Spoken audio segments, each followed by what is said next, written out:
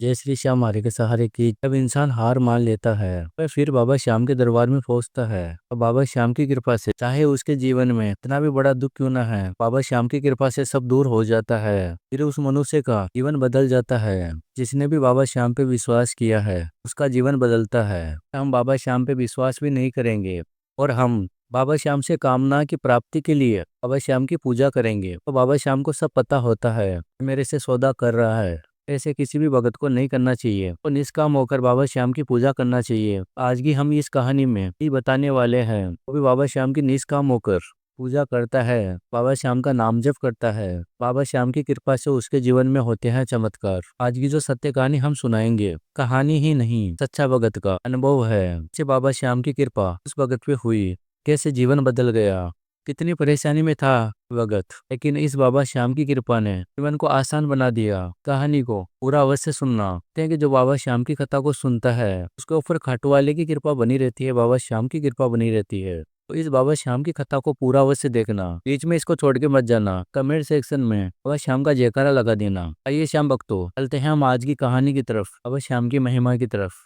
सत्य कहानी है, राजस्थान में रहने वाले परवीन जी की है। परवीन जी कहते हैं मैं आज विश्वास के साथ में बस यही कहता हूँ, बाबा श्याम क्या नहीं कर सकते, बाबा श्याम सब कुछ कर सकते हैं। बाबा श्याम मेरा जीवन बदल दिया है। एक दिन मेरे जीवन में इतना दुख था, इतनी परेशानी थी। जिस दिन से मैं बाबा श्याम की पूजा करना मैंने शुरू किया है, बाबा श्याम का नाम जप करना मैंने शुरू किया है, बाबा श्याम ने मेरा जीवन बदल दिया है। वही अनुभव आप सभी श्याम भक्तों को इस चैनल के माध्यम से मैं सुनाने जा रहा हूँ। परवीन जी कहते हैं हमारे घर में पिताजी, मैं और मेरी माँ, एक बहन है। पिताजी खेती का काम करते हैं। मैंने सरकारी स्कूल से पढ़ाई की है।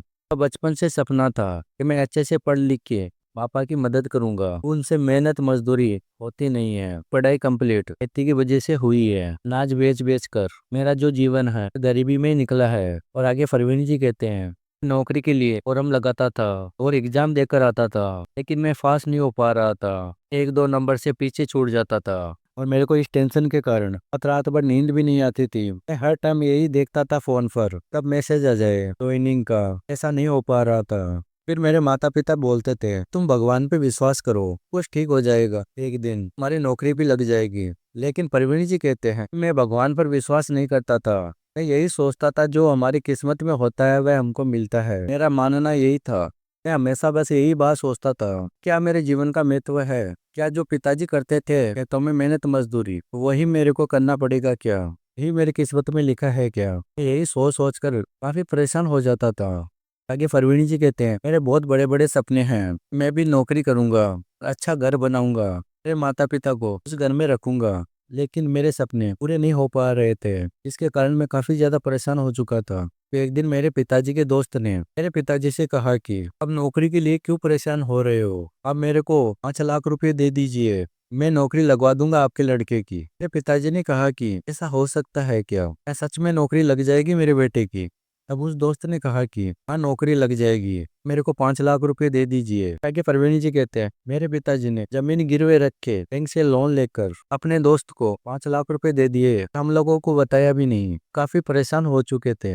मेरे पिताजी देख नहीं पाए, अपने दोस्त को 5 लाख रुपए दे दिए, लेकिन हमको कुछ भी नहीं बताया था इस बारे में। थोड़े दिन बीत गए। मेरे पिताजी मेरे से बोलते थे क्या परवीन, हमारे पास में कोई मेल आया है या कोई फोन आया है नौकरी का?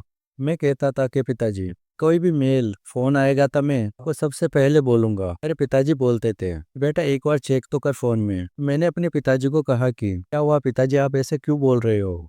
मेरे को पता है मेल आएगा या फोन आएगा तब मैं सबसे पहले देखूंगा, आपको बताऊंगा। मेरे पिताजी ने कहा कि ऐसे कैसे हो सकता है, फोन तो आना चाहिए तुम्हारे पास में नौकरी का। मैंने कहा कि पिताजी इतने विश्वास के साथ में आप कैसे कह सकते हो कि नौकरी का फोन आना चाहिए? मेरे पिताजी को मैंने अच्छे से पूछा। मेरे पिताजी ने बताया कि मेरा जो दोस्त है मैंने उसको 5 लाख रुपए दिए हैं बैंक से लोन लेकर जमीन पर। उसने कहा है तुम्हारी नौकरी लग जाएगी। तब मैंने कहा कि पिताजी ऐसा नहीं होता है, आपके साथ में उसने धोखा किया है, आपको पैसे नहीं देने चाहिए थे उसको, तो हमसे पहले बात करते फिर उसको पैसे देते। ये बात धीरे धीरे करके गांव में फैल गई। परवीन के पिताजी ने 5 लाख रुपए दिए हैं नौकरी के लिए। मेरे पिताजी काफी परेशान हो चुके हैं। ये बात सुन सुनकर कोई व्यक्ति मिलता तो वह यही बात बोलता कि परवीन की नौकरी लग गई है क्या, तुमने 5 लाख रुपए दिए हैं, हमारे साथ में धोखा हुआ है। अब हंसने लगे थे मेरे पिताजी को बोल बोल कर। मेरे पिताजी काफी परेशान हो चुके थे और मेरे को आके बोले, परवीन तुम ही बताओ मैंने क्या गलत किया है। मैंने तुम्हारी नौकरी के लिए उस पर विश्वास किया है, उसने मेरे साथ में धोखा किया है। आगे प्रवीण कहते हैं, अब एक दिन मेरे पिताजी परेशान होकर गांव से बाहर जाने लग गए, लेकिन रास्ते में ही बाबा श्याम का मंदिर था। तो उसके सामने लिखा था, हारे का सहारा, बाबा श्याम हमारा। मेरे पिताजी ने ये देखकर मेरे पिताजी उस मंदिर में गए भगवान से बोलने के लिए कि हे भगवान, मैंने क्या गलत किया है। अपने बच्चे की नौकरी के लिए उसको मैंने पैसा दिया है, उसने मेरे साथ में धोखा किया है। मेरे पिताजी मंदिर के अंदर चले गए, भगवान को बोलने लग गए, वहां पर बाबा श्याम के सामने रोने लग गए। पुजारी जी ने कहा कि क्या हुआ, आप क्यों रो रहे हो। मेरे पिताजी ने सभी बात पुजारी जी को बताई। पुजारी जी ने कहा कि आप सब कुछ बाबा श्याम पर छोड़ दो, के साथ में उसने धोखा किया है, बाबा श्याम पे छोड़ दो, बाबा श्याम ही सब कुछ ठीक कर देगा। बाबा श्याम का नाम जप करो, और बाबा श्याम तो हारे का सहारा है, आप हार चुके हो, अब बाबा श्याम की शरण में आ गए हो। अब आप बाबा श्याम की पूजा करो और बाबा श्याम का नाम जप करो, और अपने बच्चे को भी बाबा श्याम का नाम जप करने के लिए बोलो, ऐसा उस पुजारी जी ने कहा। मेरे पिताजी वहां से प्रसाद खाकर घर पर आए। पिताजी ने मेरे से कहा कि परवीन, मैं आज बाबा श्याम के दरबार में गया था, हमारे पास में है श्याम मंदिर, वहां पर गया था। पुजारी जी ने मेरे को ये बात बोला है बाबा श्याम का नाम जप करने के लिए और बाबा श्याम की पूजा करने के लिए। प्रवीण ने कहा कि भगवान होते हैं क्या, तो नहीं मानता हूँ। मेरे पिताजी ने कहा कि एक बार बाबा श्याम पे विश्वास करके बाबा श्याम का नाम जप करो। मैं भी बाबा श्याम का नाम जप करता हूँ और बाबा श्याम की पूजा करता हूँ, तो हारे का सहारा बाबा श्याम हमारा सहारा अवश्य बनेगा। मैंने अपने पिताजी के कहने पे ने नाम जप शुरू कर दिया। रोज नाम जप करता था बाबा श्याम का। बाबा श्याम की कृपा मेरे पे ऐसी हुई, मेरे को 10 दिन में बाबा श्याम के सपने में मेरे को दर्शन भी हुए थे। अब मैंने ये बात अपने पिताजी को बताई, तो मेरे पिताजी ने कहा कि तुम्हारे पे बाबा श्याम की कृपा हो गई है, इसलिए तुमको बाबा श्याम के सपने में दर्शन हुए हैं। तुम बाबा श्याम पे विश्वास बना के रखो, तो बाबा श्याम ही है जो सब कुछ ठीक कर देंगे। तो प्रवीण जी कहते हैं कि बाबा श्याम को बस यही बात बोलता था, वह व्यक्ति जो भी पैसा लेकर गया है वह हमको वापस लौटा दे। बाबा श्याम उसको शुद्ध बुद्धि दो, हमारे पैसे हमको दे दे वापस। बाबा श्याम को प्रार्थना करता था सुबह शाम। मेरा पूरा परिवार बाबा श्याम की पूजा करने लग गया था।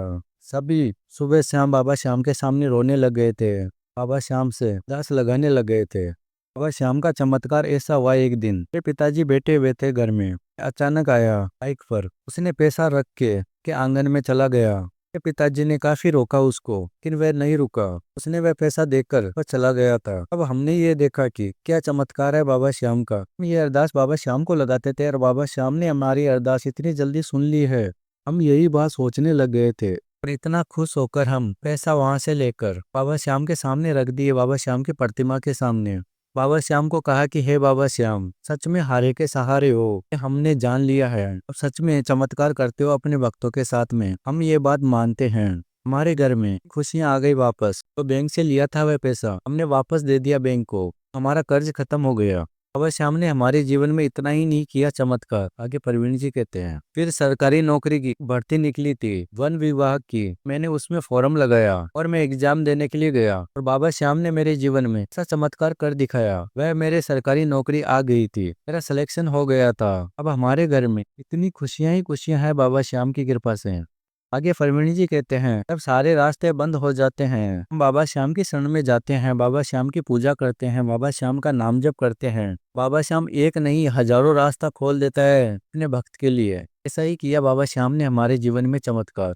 और आज मैं हर एकादशी को बाबा श्याम के दरबार में जाता हूँ, बाबा श्याम का नाम जप करता हूँ। तो श्याम भक्तों, आज हमने सुनाया प्रवीण जी की सत्य कहानी। यदि बाबा श्याम की महिमा आपको पसंद आई है, तो इसे सच्चे श्याम प्रेमी के नाते वह श्याम के लिए लाइक अवश्य कर देना। अगर आप नए आए हो इस चैनल पे, तो चैनल को सब्सक्राइब करके तो भी श्याम भक्तों के साथ में इस बाबा श्याम की महिमा को शेयर करना। श्याम भक्तों, मिलते हैं अगली वीडियो में। बाबा श्याम से यही अरदास है, बाबा श्याम की कृपा आपके ऊपर और आपके परिवार के ऊपर हमेशा के लिए बने रहे। जय श्री श्याम, हारे के सहारे की जय, लख दातार की जय, श्याम प्यारे की जय।